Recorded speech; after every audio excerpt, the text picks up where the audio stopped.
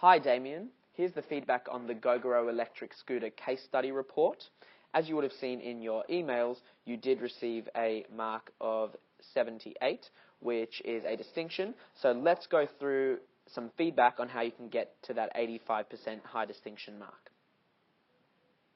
So starting off with political and legal, here you mentioned some good broad examples about some regulations regarding maximum speed, lighting and brakes, but what would have been better is if you would have picked maybe a specific issue in Australia and New Zealand and elaborated on that further and used a source to back that up. That would have given this a lot more validity, and also the paragraph is quite brief, so that would have extended it. Moving on to market size and segmentation, this section was really good. Over here, I really liked this diagram that you've got here. It's really good level of detail and covers the topics really well. Just a small thing to consider is that this does not have a diagram, so if you could have labeled this figure 1.1 and then mentioned it in your written text, that would have been a lot better. Now, for the remaining sections, I was quite happy with these. This section on customer nature and behavior was good, and your points on placement were quite good. I wanted to touch on promotion and PR.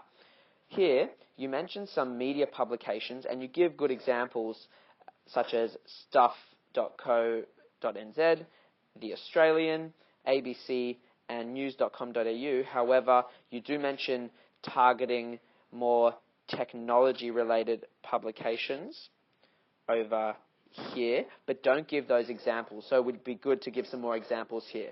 Additionally, you mention sponsorship of social events. Can you please give some examples? If you were to go a bit further into that, that's the level of detail that's going to help you get to those higher marks. Now, for this section on direct marketing, I really like the diagram that you've got over here.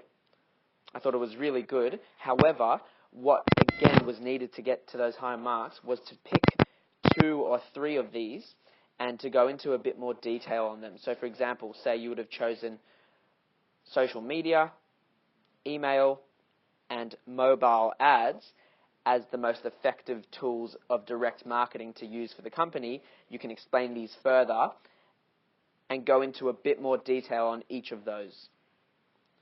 Now, moving on to the conclusion over here. Firstly, there is no title for the conclusion, so it looks like it's still a part of the direct marketing section, so definitely want to include a title there.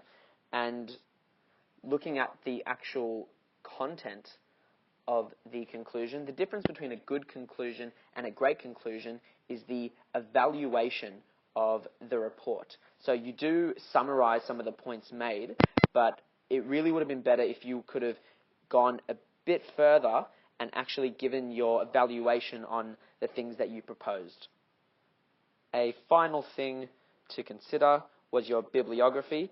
Your formatting was great.